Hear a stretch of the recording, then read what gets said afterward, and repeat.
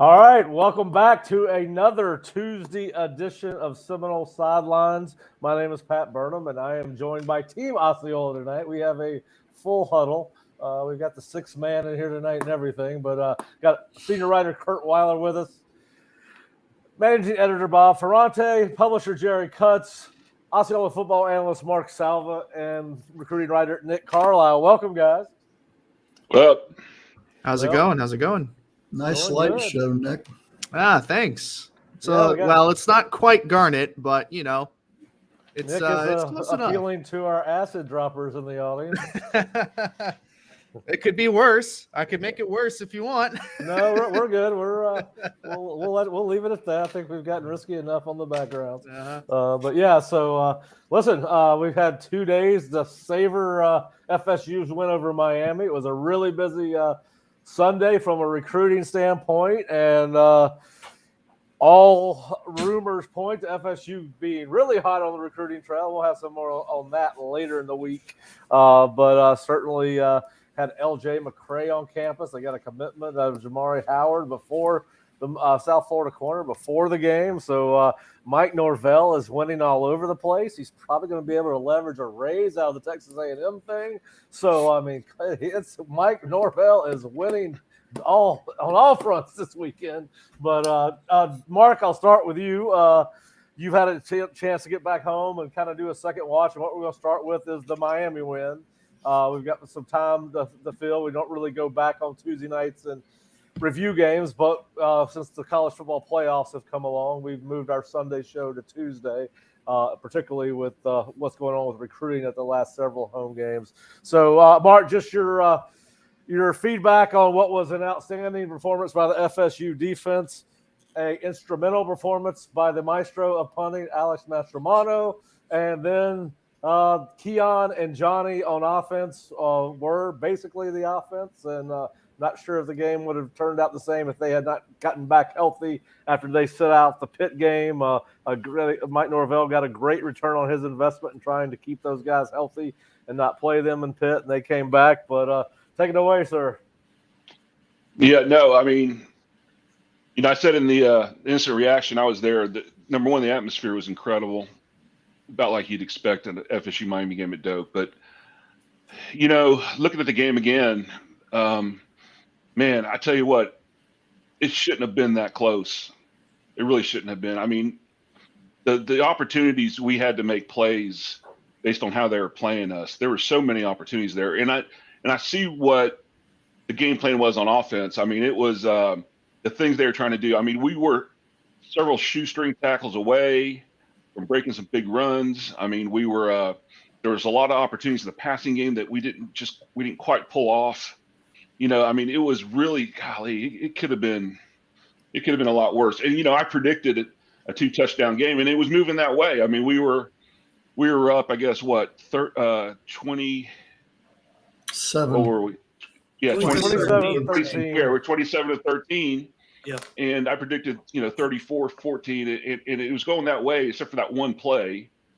And that was just, and they didn't cross the 50 the whole second half, except for the onside kick and that play. And so it really wasn't as close as it looked, but it turned out to be that close. And then when Emory got hurt, I'm thinking, oh no, this would be the most FSU Miami thing ever, that Tyler Van Dyke would come in the game and pull something out, right? I mean, I think everybody probably thought that, but cooler heads prevailed, and Tyler Dyke stayed true to form. And I think that last play, they did a great job of bracketing Restrepo and kind of took away his first read, so he panicked and got out of there. If he would have stuck in there a little bit, he was starting to break a little bit late, but he flushed out of there and all was okay. But I mean, the defense was the story here in the second half, dominating them. I don't know how was that 5 3 and outs, something like that.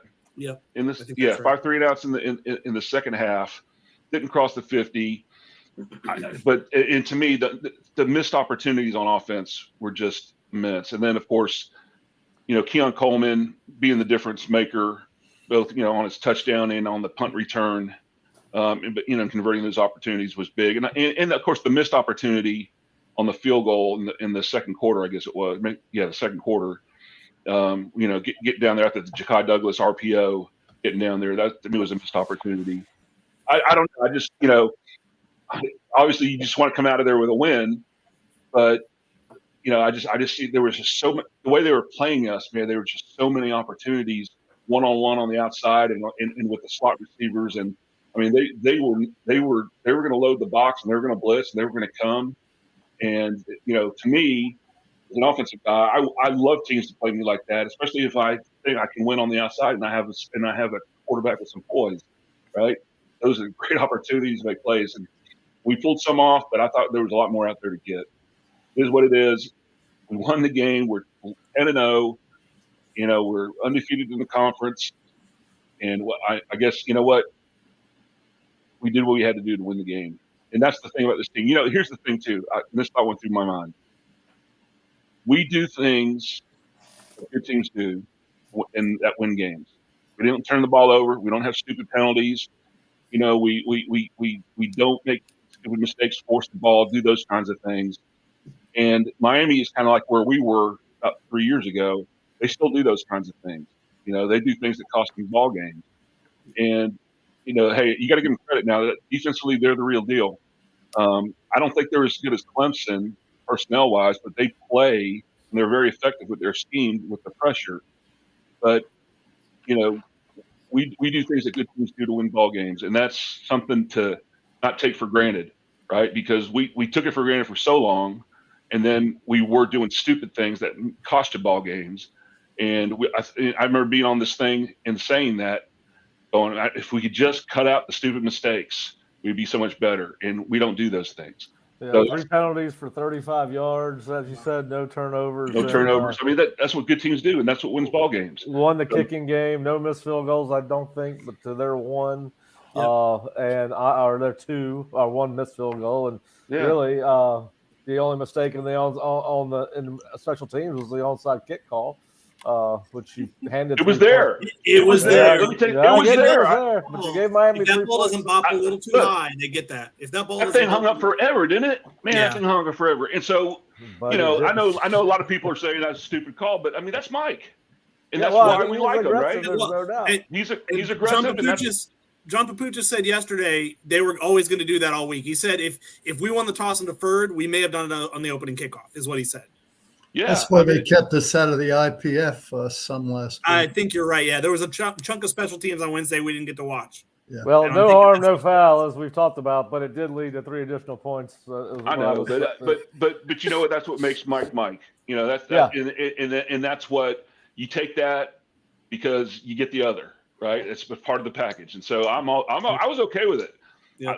When I watched the replay during the game, they showed it on the screen. I'm like, man, it was there. And that ball just hung.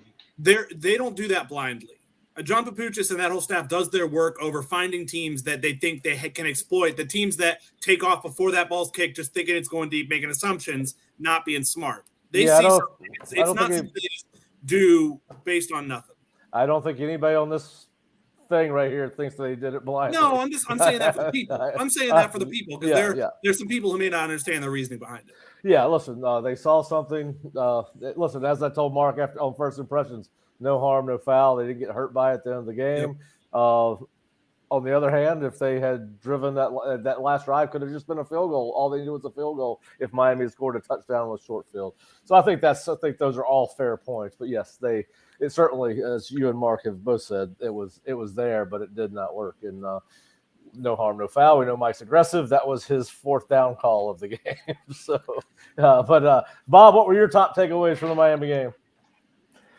Maybe that was an homage to the Riverboat Gambler, with Bobby Bowden having his birthday a few days before. Maybe there was a little bit of Mike Norvell channeling some Bobby. But, Pat, you like to say it's complementary football. I think we saw enough really big plays from all 3 phases, right? Yep. And I thought on defense, this was kind of their season in a nutshell. This was, hey, you're going to give up the big plays, but you're going to play really good in all the right situations. You're going to get the takeaway at the end of the game. You're going to play really good. I think it was 4 of 16 on 3rd downs. You're going to make enough stops, holding Miami to about a yard per rush outside of those big chunk plays, which most of them came second quarter. I mean, when you look back on them, there was a lot of let's call them run fit adjustments. I think that was the generic term Mike Norvell said on his coach's show Monday night. So, take adjustments for what they're worth, whether they were significant or not. The defense really, except for that, the Kevin Knowles boneheaded play, I thought the second half was pretty good overall against a really talented Miami roster. So this is one that I think maybe nationally won't be celebrated. I think obviously within the fan base, you take these kind of big wins against a rival, even though it was maybe tighter than expected in the end. Yeah, as Fish said on his rewatches, win over Miami is win over Miami, what it looks like. And I think we all agree with him. And listen, the defense gave up over half its yards in the second half, gave up 155, 85 were on that one play. And as you mentioned, Bob, if he takes a better angle to the ball, that plays down to around the 50-yard line, and the clock's running. And then if you take away the missed tackles in the first half, it's even worse, right? I mean, the only time, I know, Jerry, you charted them. Yeah. I mean, there was a ton of missed tackles in the first half and for tackling for whatever reason. But you take that away, it's even worse. So defense came to play and did a great job. Well, the missed tackles were a step in the wrong direction. I think PFF had them at 17, and they had 15 in the last 3 games combined. They'd been tackling at a high level, and this was obviously, I think, whatever the reason was. And I think it was concentrated in the second quarter. This team is real damn resilient. There is something weird about this team that it seems like they respond very well to getting kind of punched in the mouth, if you will. A number of weeks in a row, when teams have thrown that, they've responded exceptionally well. What was it in my column? They're now 100. I think they've outscored opponents 197 to 69 in the second half. That's they've been outscored twice in the second half all year. One was Boston College, which the further we get from it, the more like an anomaly it looks. The other was Wake Forest, where that game was essentially over at halftime. So, I think, frankly, the story of the game, as it has been a lot, I was very impressed with the defensive adjustments. I thought they made some sound offensive adjustments after how bad the second quarter was. And especially offensively, I didn't really see a ton of Miami adjustments. And maybe you've got to keep it somewhat simple when you're throwing the true freshman out there in that atmosphere. And I was impressed. He never had the fatal mistake. I kept thinking a bad pick was coming. And I guess he got away with a few that were very close to being picked. But Emory Williams never made that mistake. But Florida State, the defense did a very good job containing. And like we said, the offense did enough. There was another game where the team just came together for that one stretch of the game where it was essentially won. And we've talked about, I think it seems like people have been dinging Florida State a little nationally for not covering the spread, for that being a one-score game, for them needing that stop late. I've talked to multiple people who were there watching that game in person who never really thought Miami was going to win that game. And it speaks to, the fluky play Miami needed to make it a one-score game. And it's like, as weird as it is to say, I did never feel especially confident about Miami scoring on that last drive. Just, I don't know. There's something about this team in the clutch that I believe in them. Yeah, and listen, Emory, he didn't make the fatal mistake, but FSU put pressure on him. By the third quarter, that kid was mentally and physically frustrated, and I was shocked that they did not pull him for Van Dyke when it went 27-13 just to get somebody, because there was a play on the band end of the field. It was a third down, and that kid did not want to be back there in the pocket. He did not want to be throwing the ball. They had beat the living tar out of him and frustrated him with all the pressure. I think Florida State had 17 pressures in this ball game, according to PFF, and it was coming from all levels of the defense. But Jerry, what were your thoughts on the game? I like the adjustments in the second half, whatever they were. We definitely fixed whatever issues we were having in the run game. Mark, could you tell what they were? Yeah, they started bringing Shane Brown off the edge a bunch. That was one. Yeah, and they started loading the box. They just said, you know what, he's not going to throw it deep, and he did. The 2 long plays he had were short throws and missed tackles. So they just said, we're gonna come at it, and I think the linebackers are a little more downhill, and the way they were fitting was, before they would try to play over the top a little bit more, but I think they're a little more downhill, just kind of how they fit it in the second half. And honestly, I think we just won up front more. I think Cohen and Lee I watched them a bunch, and they were pretty good early, but I think as the game wore on, they got tired, and that was my thought too. Was on their defense, especially after that punt return that Keon had, I said, man, that team's getting tired, you know. And I thought that was going to be a factor going into the game, but then they got that long play and they got juiced up again. Be that as it may, I think that's all it was, Jerry. They really brought a lot more pressure and contained the edge better. For sure. Yeah, because that's where Miami wanted to run it. They, Miami had much more success running the ball than Florida State did. Really, they struggled to have any consistency, as you guys said. I believe 9 of the 13 drives they had were of 42 yards or less. I mean, they just could not move the ball in at least several 5-play drives, a 6-play drive, but never able to get anything going. Curt? But Mark did bring up a good point. There were quite a few. Malagoa, the linebacker for Miami, had a great game with quite a few shoestring tackles, or Florida State's run game would have had a bit more. They were kind of trusting him to make those plays, and he did, and he bailed them out of allowing a few more explosive runs. Yeah. I mean, they were outnumbering us in the box totally. I mean, they ran bare all night. You know, if we had 6, they had 7. If we had 7, they had 8. If we had 5, they had 6. I mean, every time they had one more in the box than we did. Gidry's a good DC. Yeah, I mean, you know, he rolled the dice. That's why I was saying, man, I was looking at some of these RPOs, especially early, and you know, Jordan's putting that ball in the belly, and he's looking, and I'm like, pull it and throw it, man.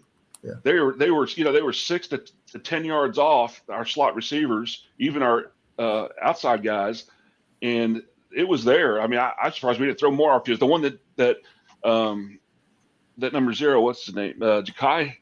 One, that RPO, that thing was awesome. There's another one we hit. I think it was Kyle Morlock on one. Also, I mean, that was there all night if we wanted it, and for whatever reason, we just didn't do it. On the one Ja'Kai, man, that was, you got to give an assist to Jordan and to Keon, because he looked over. Keon was lined up at number 1. He gave him just enough of a look. There's almost, I think it was double slants, and sure enough, the safety, the inside safety, or the safety to that side, took just long enough look at Keon, and then obviously Jordan hit him, and Ja'Kai was off to the races. Yeah. That was a fun play to watch unfold if you studied the tape. But yeah, it was that was a heck of a play. But yeah, listen, Miami's run defense was stout. There's no doubt about that. FSU had no choice, and luckily it had Keon and Johnny, because those guys were the difference makers on offense. FSU averaged under 2 yards a carry with a 38-yard run for a touchdown. So, you know, they struggled. We knew they would.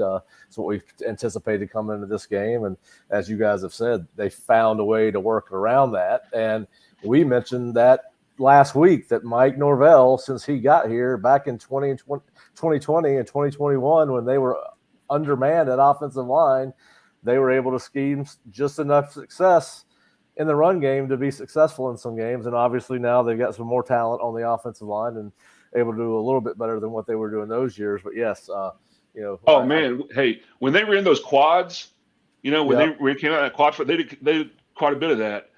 And you saw what they're trying to run it out the backside of that. I mean, it was there. I mean, it was there. If we just would execute a little better, you know, block it a little better. I mean, those were big runs just begging to happen. We hit one on a counter. I would have liked them to see them do a speed option back that way. That would have been awesome. But yeah, man, you can see what they're trying to do. And that orbit motion was something we hadn't done a whole lot of. I mean, that was you know, when they did that throw to Keon on that orbit motion. But they ran a bunch of that. I mean, there was a lot of stuff. You saw what he was trying to do. You saw what he saw.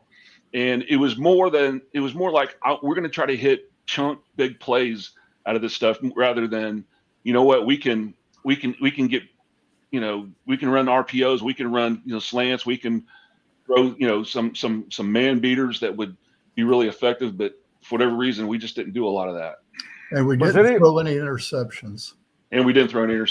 Was anyone surprised that they did not run Johnny more in a dedicated run game? He had 8 runs for 15 yards, obviously 2 sacks for losses of 30. Was anyone surprised that they did not run Jordan more? Yeah. Johnny. I know. I got Johnny Wilson written down several times. Pat, I thought a couple of times on RPOs, Mark was talking about Jordan could have pulled it and thrown it. I think he could have pulled it and run it several times. Yeah, I thought there was a couple looks there, but they did have an extra guy. Yeah. You know, that was the only thing that maybe they were a little reticent to do that. All right, Nick, what did you think? We got to keep you awake too, man. What did you think? I'll keep it quick. This game went about as well as what I thought it was going to be. I felt like Miami was going to be competitive early on.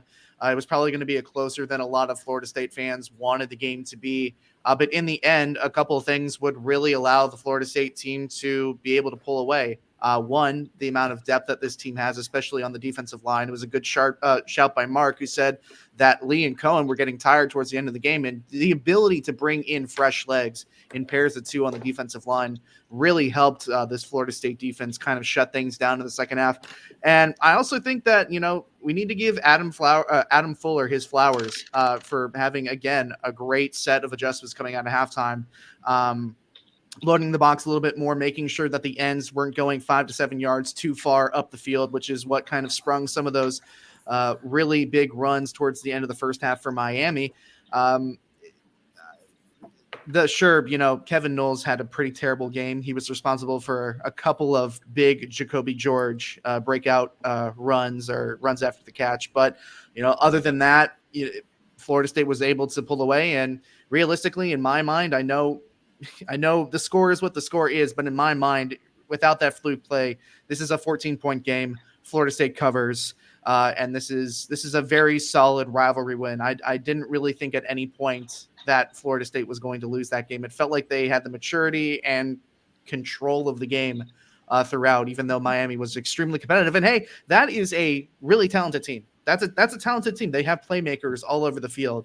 But I think Florida State's maturity, the confidence that they have, and the depth is ultimately what allowed them to pull it out.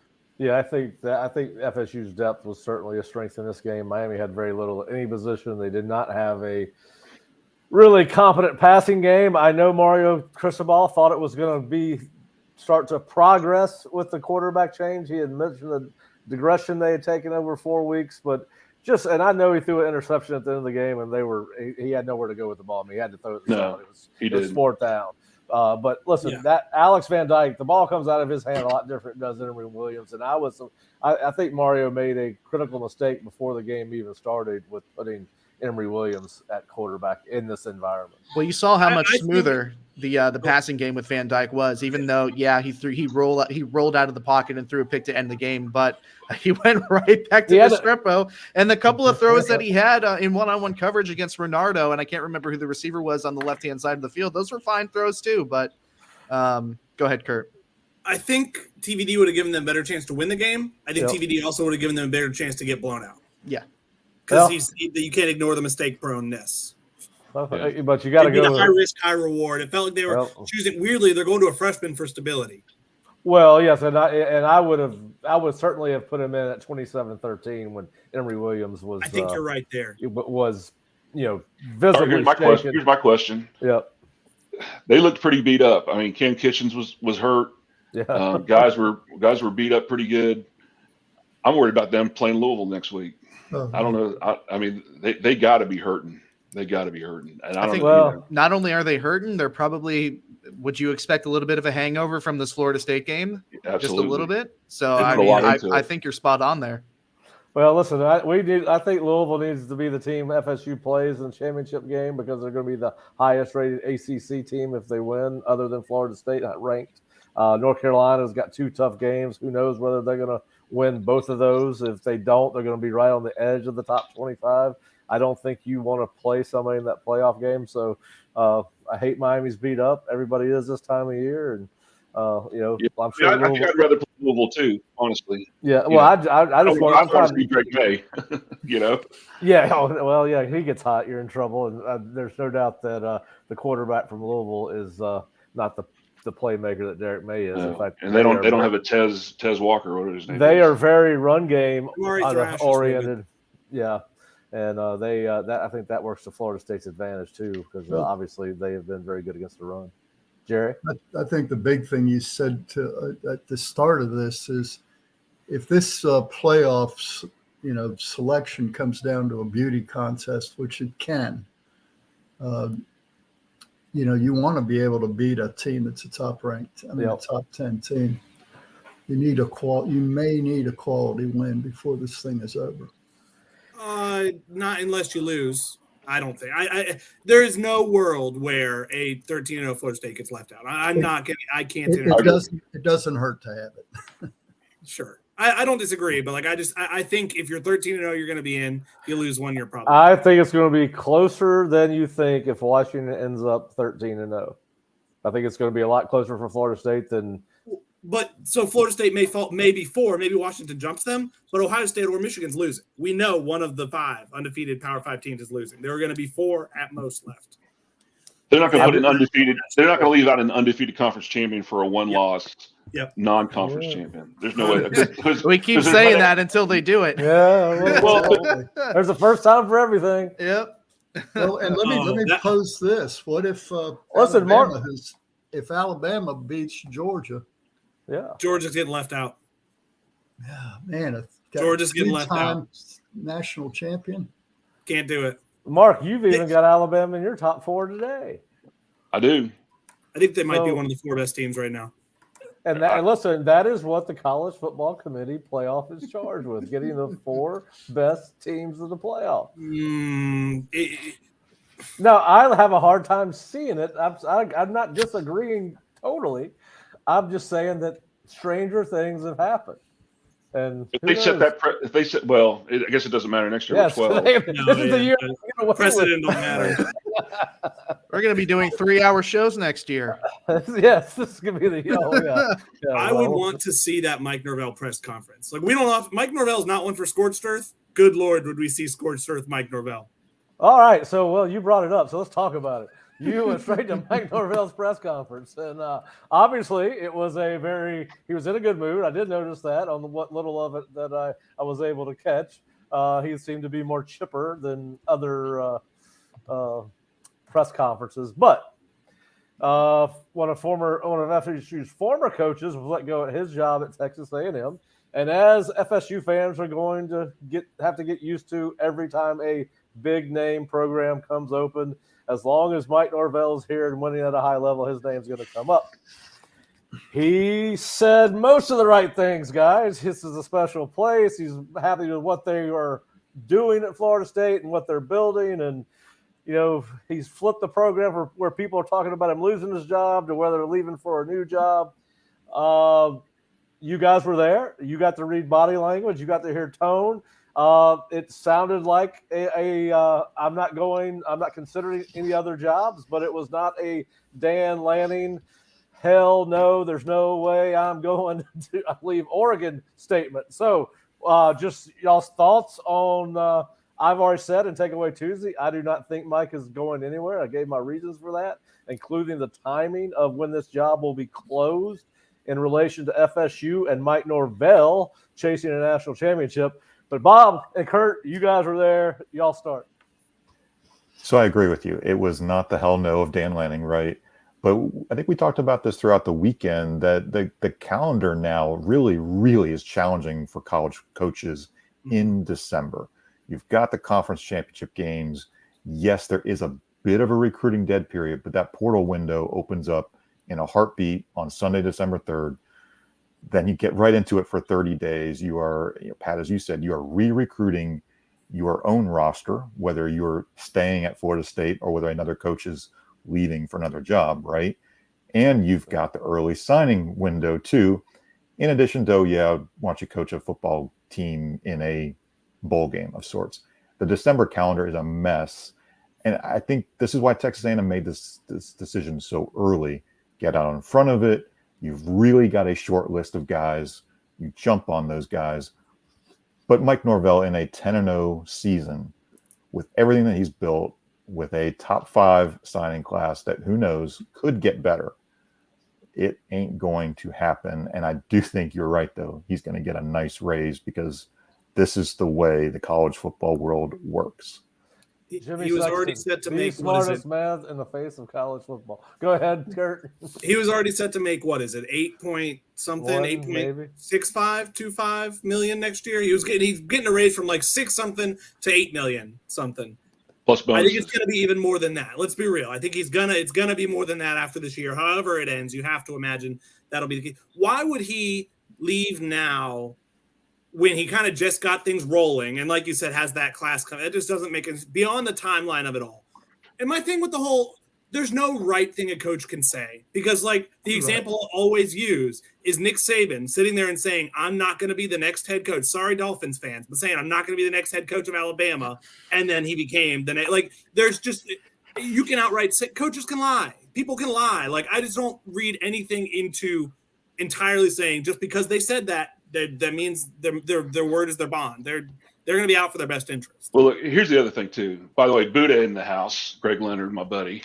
Look, here's the deal. And knowing what we know about Mike and knowing how he's embraced this program and its history and its culture, I mean, more so than Jimbo ever did or even Willie ever did. You know, I mean, the way he treats us as ex-players, you know, the thing we do on Friday nights with, you know, how he connects us with the current team, the way he's kind of embraced the whole thing. I would be shocked if all that was just a show. Because I think he believes it and feels it deep down in his soul. You know, I really do. I mean, he's got me sold, and I would be shocked if he's that mercenary type. There would have to be something on our end that would drive him away. I don't think he would be lured away, you know, from us for money. I don't believe that, because if that's who he is, I would be shocked. Well, I don't think it would be personal money. I think the two big issues with coaches today is, one, are we trapped in the ACC? And are you going to be competing at a $30 million a year deficit right off the bat? And then secondly, your NIL, your ability to generate NIL money. Battle's End's done a good job. Is it sustainable? Right? And if you can't answer both those questions, check those boxes, then you're tempted. Everything about that's my point. That's my point. It would have to be something on our end that would drive him away, or make him believe that he can't fulfill his vision for the program. But I don't, and I think it's too early to tell. You know, this year would not be the year. Yeah, well, listen, I think the timing of even so the A&M kids are in the portal. They can enter the portal now, right? They've got 30 days. Yes. So they've got a full month. So I think that helps. I don't understand. Ross Bork was going to. His timeline was going to not be great either way, right? If we waited to the end of the season, unless it was already worked out to where he had his guy signed, sealed, and delivered the day after all the legalese was taken care of with Jimbo. But listen, I don't see him leaving, but I think Jerry's point is valid. You got an AD that is trying to leave for more money in a different conference because he talks about competitive, wants to be able to compete with the SEC and Big Ten teams. Maybe. I'm using other Mike as an example. It could be other coaches in ACC. Maybe they want access to, as Jerry said, those resources. And as Jerry said, maybe the timeline works out better. So listen, there are words do matter. We all can be more careful with how we phrase things, but I do think that Mike could have been a little bit more definitive in how he answered that question. I think that he could have came out and said, I'm very happy at FSU. They pay me handsomely. I'm building this thing, and I want to be the next Bobby Bowden. None of those things got said. So I think he left. I think Dan Lanning spoke in black and white terms, and I think Mike spoke in gray terms. And, I think that as I said, I don't think he's going, but I think he would listen if they wanted to talk. Mike Norvell is a Sexton client. I mean, he's gonna operate that way, and he's. I mean, that's unfortunately how the world works. But my point was more, even if he said that, we just saw another coach not work that way. So it's not how it works for everybody. You're right, but to Kurt's point, Saban said he wasn't going. I agree with Kurt. I mean, he could it say, doesn't matter. I'm not going anywhere, and he could still go. I wouldn't until believe the job is filled. It's not a done deal. Yeah, I wouldn't believe either one of them. Exactly. And also, I don't know if Lanning is a Sexton client. Lanning might not have that type of agent who wants people to operate that way. I don't know. If I know, I mean, I don't know Norvell any better than any of us do. We've only been around him 4 years, so it's not like a lifetime. But if I read him right, he has told Jimmy Sexton, you handle everything. I don't want to be distracted. I got to focus on winning football. Agreed. And the agent handles all of those transactions. I can tell you, that head coach doesn't get brought into the discussion until pretty late. So, a coach can look you straight in the face and tell you, I have no interest in that job. But after the Florida game, or whenever the deadline is, based upon the timing on this, when that agent sits down and puts the package in front of them, it can change your mind. Yeah, I think the timing helps Florida State tremendously with what kind of season they are having. I think that's one of the things that Florida State. And listen, as somebody said earlier, Mike seems to be very happy in Tallahassee. He's integrated into the community well. He's involved in all things FSU related. He has really aligned himself with the other sports programs and academics, and he spends a lot of time speaking to students and classes. And you see him out in the community from time to time. I don't know how much time he gets to go out in public and not be just covered up with autograph seekers and things of that nature. But Jared, you mentioned how he blended into at the fundraiser out in the crowd, so he does seem like he enjoys being here. And I think he's going to be here, but I do think that it's a valid discussion point. And, hey Pat, Amethyst is asking, what station is it on? Is it ESPN, and it's running behind. There's 1 minute and 21 seconds, at least on my television, in the Duke-Michigan State game, and they are going to go straight to I think they've got a 30-minute window between games, so I think they're being played at the same facility tonight for basketball, so they'll have a quick 30-minute show here, hopefully in the next couple of minutes. Not to be. And listen, when Arkansas comes open, his name's going to be mentioned with Arkansas because he played at Arkansas. And this is going to go on forever. And listen, it's why we love college football, right? I mean, we're talking about it. It's we all hear things differently, see things differently, and I'm sure that everybody that heard what Mike said has their own little variation on it. But yes, it's about to get crazy because obviously. That job's got the potential to cause some major ripple effects across the college football landscape. And we haven't even gotten into a scenario where maybe a Lincoln Riley goes to a San Diego Chargers and all those things. So listen, silly season is here because we are sitting here parsing the words of one Mike Norvell. So, but all right, so if I could change the subject for a minute. That's what I was going to do. Okay, but I'd be remiss if I didn't. Mark, you've talked a little bit about the offensive line and that Miami was going to put one more in the box than we had to protect, whether that be against the run or the pass. Yeah. So they had a lot of tackles for loss.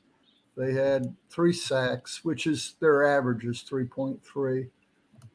Their tackles for loss, they're ranked really high in tackles for loss. As you look at that game on second watch, what do you think Florida State could have done better? Or do you have any reason to believe that Florida will try to do a similar scheme against this offensive line? Well, number one, I don't think Florida's defense is near as good as Miami's. Jake Daniels kind of proved that. Like I said before, I thought there were opportunities on the outside that we didn't necessarily take advantage of as much as I thought we could. You can pop some runs in those fronts, and we did scheme some formations and stuff that gave some really good looks, and for whatever reason, just didn't pull it off. I mean, like I said, shoestring tackles, and one guy slipped off here and there, and that was it. I mean, look, and here's the other thing: ROL is beat up. I saw Maurice Smith go in at halftime. I saw, Bless Harris barely played. If he did play, Rob Scott, I hadn't seen Rob Scott in about 2 weeks. I mean, those guys are beat up pretty good. So, you got to kind of take that into account a little bit too. So, it is what it is.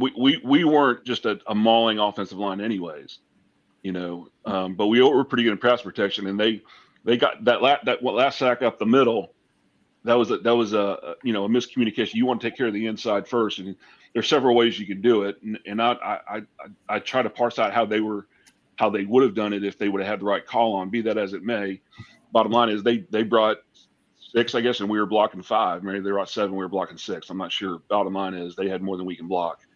And so the way you handle that is you either free release the back, which that was that first play to Benson on the outside, right? Free release the back.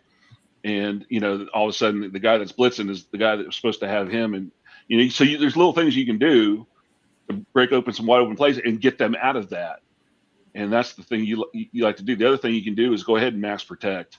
And you still got one-on-one on the outside, which we have a distinct advantage, and we didn't do that at all that I saw. I didn't see us max protect at all that I can remember. But, that's one way to handle it. That's one way, what we used to do is we're going to go ahead and block 7 guys and go 1 or 8 guys and block one-on-one and have one-on-one on the outside, and we're going to win, That's what I thought.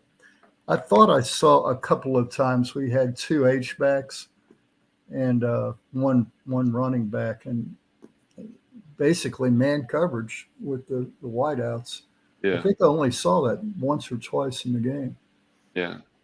So, I would think if it came down to it, and we were, I know we were behind briefly, but I would think that they would take more chance. I think that's the thing. On some level, you're taking a little bit of a chance, and throwing some low percentage stuff, possibly. Here's the other thing. Keon and Johnny, as good as they are and as big as they are not burners, and they're not wiggly guys, right? So they do get a little sticky on the man coverage, right?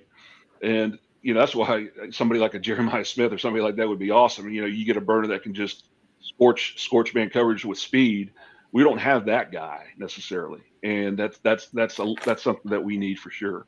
That's all right. Well, as we get ready to go to, there's about 17 seconds. Speaking of Jeremiah Smith, it was a big recruiting weekend. Certainly winning has its privileges. And obviously Jeremiah Smith was here. Kai Bates was here, who had been committed to LSU. You had Wardell Mack here, who was committed to LSU, then flipped to Texas, so it looks like they won't get Wardell. But you had LJ, you had Jeremiah Smith here, you had Kai Bates here. There's all kind of rumblings about what's going on with Jeremiah Smith in South Florida. Obviously, it sounds very positive for Florida State. We are trying to get more information on that, but the last information I heard was he was not going to make a decision until he took an official visit. That goes contrary to what I heard last night. So we'll see. Somewhere in the middle is probably the truth, but we'll be ready for it when it gets there. But Nick, you spent most of the time with recruits, and you talked to Jeremiah, I believe. So just tell us a little bit about what the recruiting weekend was like for Florida State. I mean, it was, look, anytime you can get 100+ recruits, a good chunk of them committed to other programs, you get them to a rivalry game in which Florida State results in a win, and you also get the element of the daylight savings time night game where they do have that kind of night game element. You get the flashing lights. You get Did you bring some lights home with you from? Yeah, I did. No, I had these actually. Doak pawned them off of me. No, but anytime you can get that and you can get the full experience, those recruits got the best of both worlds when it came to Doak on Saturday. And, when you talk to recruits, sometimes you ask similar questions and sometimes you don't have to. And the constant thing that I was told or that they said to me was, man, that atmosphere was something else. And Mark, you've played in these games. You were there on Saturday and you said that atmosphere was special. A lot of these kids were seeing that or hearing that atmosphere for the first time. So a lot of good feedback on the atmosphere. Talking to Jeremiah, you have got to feel good about where Florida State is right now. He was very complimentary. Getting him to have his last visit, and this is his last visit, period, be an official visit to Florida State the last week before he signs his name, whether that be to Ohio State or Florida State or Miami or wherever he's going to end up going. That really bodes well for Florida State. Kai Bates decommitting certainly bodes well. Unfortunately, he was one of the ones that slipped past us outside that night. But you have other guys coming into the fray that are also committed to other programs like Cam Coleman from Texas A&M and Xavier Lucas, who's committed to Wisconsin. So, getting a lot of these guys on campus for that game, it could have major implications as, we figured that Florida State was going to be somewhat selective down the stretch here since they already had so many commits. And it looks like they're still going full steam ahead and they're going after some really big fish. Well, they are for sure. And right now they are hotter than I ever thought they'd be. I mean, they are burning up. I mean, I get text. I just got a text earlier today about another kid committed to Miami that looks like he may be having second thoughts and looking towards north towards Tallahassee. But Mark, got a question for you. Mike Norvell puts in a lot of time. He put a lot of time in this Sunday, and now some of it may be because they got North Alabama. I don't think it would have mattered who they were playing, but he puts a lot of time into recruiting on a Sunday during the season. Just talk about. Did you ever work for a head coach that spent that much time with recruiting on a game week Sunday, particularly when it came to unofficial visits? And what are your thoughts on when I coached, we didn't have the recruiting staff that you have now, so you had to do everything as a coach. And you were with me. I mean, we would we'd break down film. We'd grade the film on Sunday. We'd start the game plan process, and guys would get up and go make phone calls for 30 minutes and remember that? Yeah, just sit in your office and start calling guys and talking to guys, and guys that were in town. You host. I mean, you do. Wiseman once told me recruiting's like shaving. If you don't do it every day, you start getting a little scraggly, right? I heard Jim Levitt say that 1,000 times at USF. Thousands, yeah. He's not the only. Hey, I remember sitting on that fax machine every Friday morning, starting at 6:00 during football season, and faxing all y'all's personal good luck notes. So that was the modern version of wishing them well on Twitter. I would literally sit at a fax machine for 8 hours, faxing every kid in the state of North Carolina that they were recruiting, good luck notes that Mark and the other coaches had written. But yeah, so that's listen, they are on fire. Nick is on top of it. I am working with Nick to keep us up to date. We've gotten a lot of information over the last couple of days that we are trying to make sure that it's ready to report. But we're hearing 4 or 5 names that could pop up pretty quick. And as Nick said, looks like Jeremiah Smith's going to be here in mid to late December. And my understanding is, as of tonight, that's when he would announce a change if he chose to decommit to Ohio State. But it's certainly looking good for Florida State right now. With Kai Bates, it seems they're looking pretty good, and several others. I got to give our props to Alex Mastromano. We didn't talk enough about him tonight, but he is a Ray Guy finalist. Apparently, all my social media and Takeaway Tuesday efforts for Alex are really starting to pay off. You're welcome, Alex. And then we've got just want to go around the horn on this one. FSU's offensive line is a Joe Moore Award finalist. Mark, your thoughts? Well, I'm going to say I haven't studied any other offensive line, and if that's the best offensive line in the country, I would be I would be shocked. Yeah. But look, they've been effective. They've been effective. They can pass pro. They can do that. They can pass pro well. I don't know what the charge is for the Joe Moore committee. Is it the best line on the best team? Is it, I don't know what their deal is, but well, let me ask, how many teams did they name? 12. Well, yeah. Yeah, I guess, all right. Well, and there's definitely, when you start breaking down the numbers, what's that? Talk about how far the reputation. This feels like more reputation than what they've actually done. Kind of what they thought they were going to be coming into the year. Talk about, how far this room's come in 3 or 4 years, that this wasn't they were in this conversation probably coming into the year, which helped them, I imagine, be a semifinal. Oh yeah, we thought they were going to be the Great Wall of Dallas. The offensive line that blocked for Emmitt Smith. And listen, I do think I did think this quote, winners write history, right? And FSU's winning at a alarming rate, 20 of the last 23 games, and I think that buys all the players on that team some credibility, right? So now they are one of the better teams within the third in runs per yards per carry. I believe they're 36th. Obviously, very good in pass protection, as we've talked about. But yeah, so I would listen. Happy for them. Was a little bit surprised would be my only comment. I mean, look, they're not dominating maulers. That's not what they are, right? But let's just go back 3 years. Hey, they might be next year with Jalen Early and Chris Otto. See who they bring back. I mean, that's a fascinating conversation. But just go back 3 years where we were, right? And would any of us have said 3 years ago that, hey, this is going to be a Joe Moore finalist, offensive line, one of the best in the country? And look, you don't win however many games in a row we've won if you're not strong on the line of scrimmage, either side, right? And that's just the fundamental of football. So you got to give them credit. I think the caveat too is, you brought it up a little bit ago, Mark. We don't know the extent, but I think we think they're pretty banged up right now. If they win the next 3, and if they get 3 weeks to rest up a bit or recover or do a little rehab and only have to practice without a game, I'm curious what they could look like in a playoff game. And obviously, to be playing an elite defensive line, where that is going to probably be, the best defensive line they played all year, it'll be a big challenge for them. But I do wonder, if you give them a couple of weeks, how much that might be able to help them a bit. Unless it's Washington. That's true. Well, that would be an interesting matchup. Hey, North Carolina is the lowest ranked ACC team at 20th. LSU's up to 15. Yeah, that helps Florida State tremendously. Louisville's going to be in the top 10, as we thought. Yep. LSU 15, that helps. Yeah, it does. They need to keep on going. I don't know who they got this week, but they got A&M next week, right? I think this might be. Oh, they have Georgia State this week. My brother's going. My brother covers Georgia State.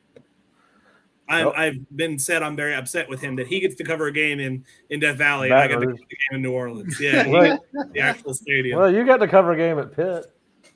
I did. No, and I enjoyed that. But I covered the LSU game. I know. In New, and don't get me wrong, loved New Orleans, but we all wanted that Death Valley, that Baton Rouge game. It is pretty cool.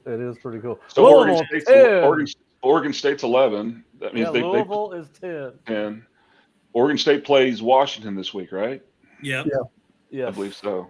Yep. We need an upset there. Oregon State plays the next 2 weeks, Washington and Oregon. They'll have a chance to really sow some chaos. Actually, Missouri at 9. They've had a hell of a year. They have. And they get the Gators. Probably deserve this week. that jump up. Yep. That's a tough few weeks for the Gators. They moved up 5 spots. Wow, that's a lot. They'd whooped up on Tennessee. They did. Josh Heupel's they're getting after Josh on social media. SEC, baby, you don't get long. No, you do not. You do not. So it's amazing the difference a quarterback makes, right? Yeah. Hey, speaking of quarterbacks, Miami former quarterback, the Bills found their fall guy this morning. They fired Ken Dorsey. My gosh. Yep. It was the special teams coordinator who put 12 men on the field at the end of the game that cost them the game. They missed the field goal, which Alabama moved up or no, stayed pat? No, stay. Yeah. I think the 6, 7, 8 are going to stay exactly the same. I bet it's going to be Oregon, Texas, Bama. Dang, that's all right. We're getting. This show has been anticlimactic for the 3 weeks. It's the same 4 teams every week. Although I think Georgia was Ohio State number 1 last week. Yeah. Yes. I think Georgia. If Georgia is not number 1 this week, I wanted to throw something last week, but if I might sign off. I won't do that. But with what they did to a top 10 team, even if I don't think Ole Miss is one of the 10 best teams in the country, they were in the top 10. So and with what Georgia dismantled them like that's your number 1 team. But Curt, did you not see what Ohio State did to Michigan State? What? Well, listen, I and saw Georgia has this. Brock Bowers back too. So if they Yeah. Let me tell you something. Star, if they factor that into it. All right, here we go. It's the top 6. I'm a little worried.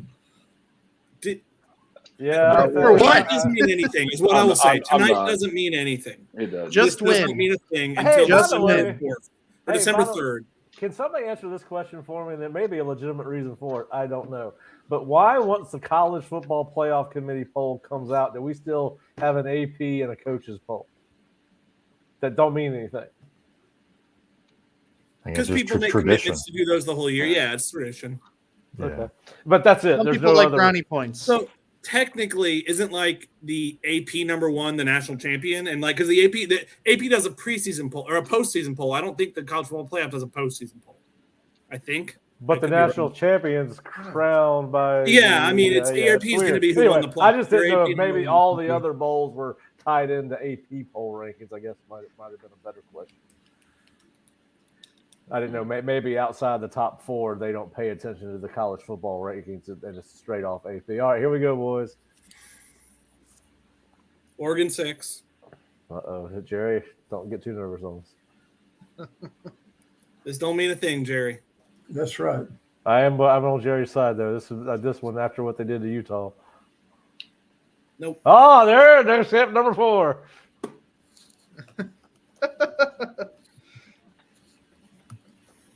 Interesting. Yeah, they're really holding Washington's defense against it. Because now I think they got 3 wins over top 25 teams, and at least one more to go. Something like that. Did anybody watch Go. the Michigan?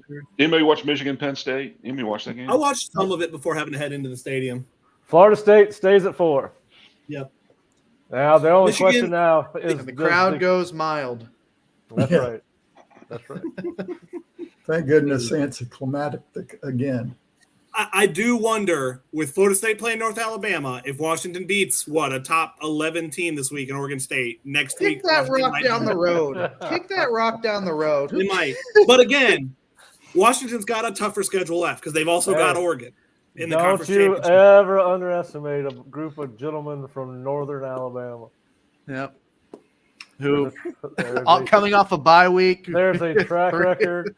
They do some funky things on offense. We're going to see some Henry, and they'll have. geez. Oh yeah, they Michigan's do. 3. Let's see if they flip the top 2. They do some funky things on offense. I've gotten into it a little bit more than I told you guys I was. Yeah, Can't help yourself. You're a at the risk of being mocked, I took a hard look at their roster. They got 12 kids from Florida, 2 from Tallahassee, Really? 8 from Georgia, and 67 from Alabama. Yep.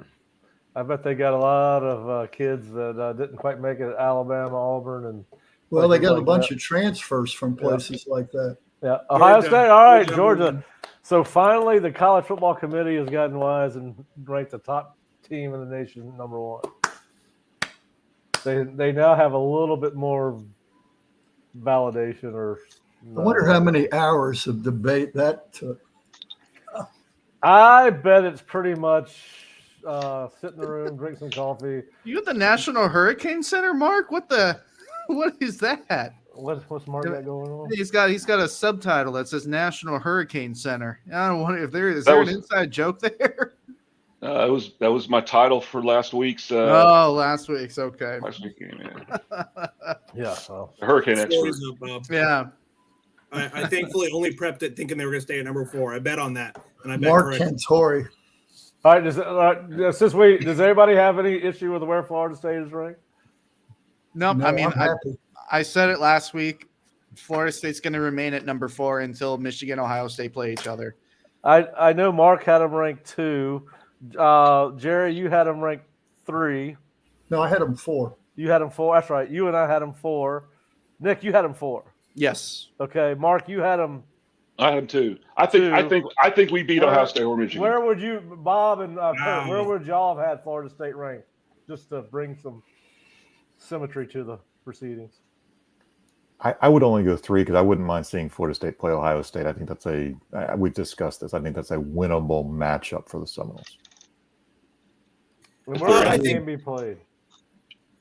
That game would probably be so. Georgia would be number 1 in that case. So that they means go to Georgia get the Sugar Sugar Bowl. Bowl, and Yeah, we get Rose. Yeah, well, it's beautiful Sorry, in Jerry. Southern California Sorry, Jerry. this time of year. Other reasons for us to hope Apologize for in that game. advance. I mean, offense in the Big Ten is inside drill. That's all it is. It's 7-on-7 inside drill. Well, And you see, I think we beat both those teams. So Ohio State, I think Marvin Harrison Jr. is a better receiver than Keon Coleman. I don't think the rest of the offense is as good as what Florida State's trotting out there. I don't think Did so you either. see? Did y'all see this week? It's gotten to the point where Brian Hartline liked a tweet on Twitter that was like negging Keon Coleman. Yes, I saw that. What are Yes, we doing? I did. Coach? What are we doing? You're in the playoff race. Why are you worried about that? What happened? Brian Brian Hartline's Hartline- burner account on Twitter got No, exposed. his or real something. account. Oh, his real account? Well, Was listen, liking man. tweets like that were like Keon Coleman only had 4 catches for 24 yards against Miami. But he also had a touchdown catch that won the ball game And a punt return. that set up. So yeah, Yeah. listen, you can make like I said, you can make stats look like anything you want to look. What when he caught the ball, it mattered, right? When the ball was in his hands, it mattered. Listen, I said earlier, I don't think they win the ball game if Keon doesn't play. So he was that important, I think, regardless of how many balls he caught.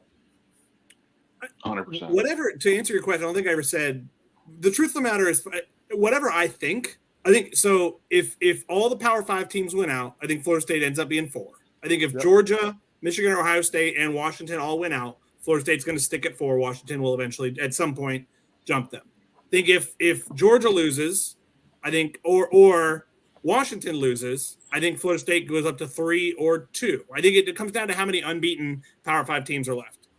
Because I just don't see them ranking a 1-loss Power 5 team above an undefeated team. We talked about it. I can't see it. What's SOR? Strength Strength of of record. Basically, it's what percent would an average top 25 team of achieving your record against the teams you've played? Gotcha. It gets very complicated, and math makes my head hurt. And Yeah, I just go by what I see. Where is Florida State? Like you said, the stats can make you tell any story you want to tell. You can use any stats you want to tell. I was having a discussion last week before this game, and some kind of metric I'd never heard of got thrown in my face. I was like, what the havoc rate? Yeah, something like that. I mean, they were predicting that because Florida State's havoc rate was so high, they were just going to kill Miami. I don't know who told me that, but I've never heard that stat before. I didn't know there was such a thing, and I'm glad it worked out for whoever told me that, because Florida State did win, and they created a lot of havoc. I just did not know there was a metric for that.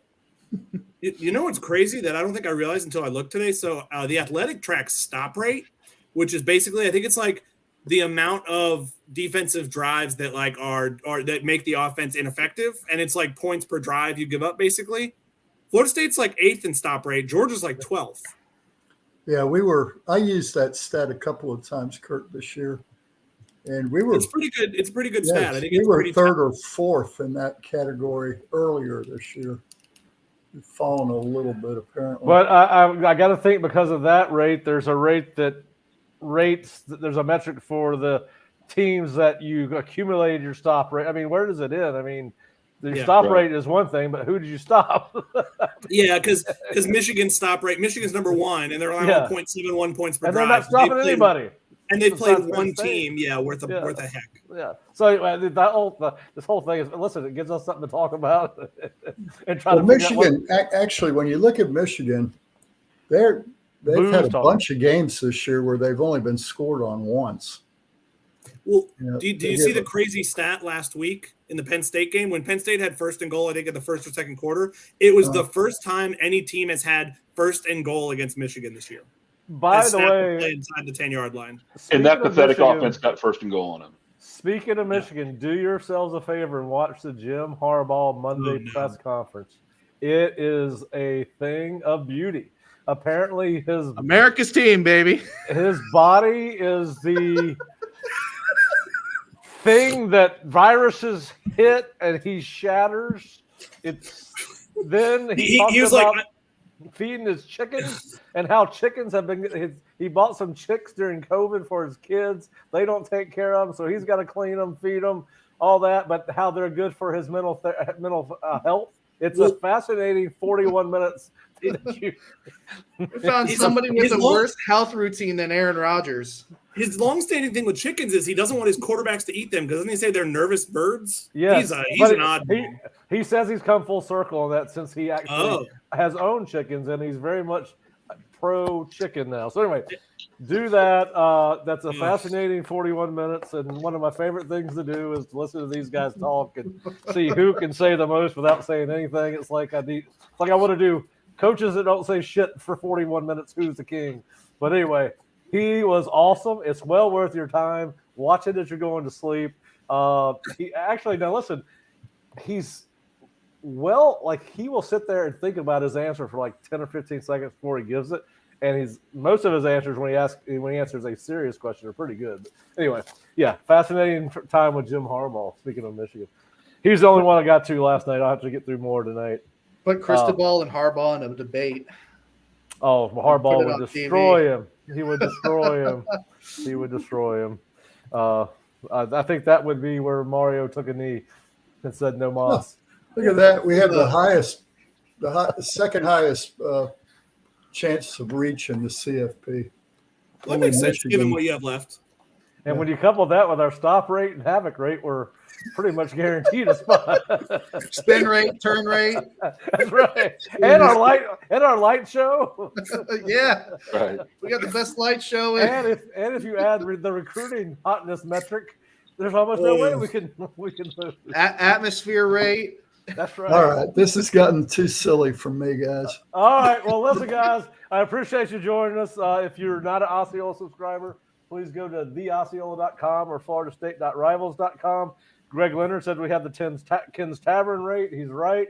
That used to be a metric back in the day. I'm not sure it is anymore, but it certainly used to be because half the football team was at Ken's on Thursday night before a home game. And I can neither confirm nor deny that. Well, I can concur. Yeah, that's right. But check us out. We've got our Tuesday practice reports. We've got a story on Alvin Henderson, the 2025 running back who was on an unofficial visit this weekend, one of the top running backs in the nation. We're going to have more recruiting news come out, features on Jadon Blair, Jeremiah Smith, Armando Blunt. I think we might have Armando up. I'm not sure. Not yet, but coming. We will before. And so Nick will have his recruiting roundup. Bob and Curt will have weekly or daily features, player feature interviews, Norvell, the rest of the staff. So please check us out at theosceola.com or floridastate.rivals.com. And if you're not an Osceola YouTube channel subscriber, please hit subscribe and don't forget to hit the alert button so you get an alert when we're having anything live. But thanks, Curt, Bob, Mark, Nick, Jerry, appreciate it. We know we gave a lot for people to think about, but it was a fun show, and we got one more to go next week. No, we got two more, right? Yeah, we got two more. All right, guys, we'll talk to you later. Talk to you later. Seminoles, scalp them.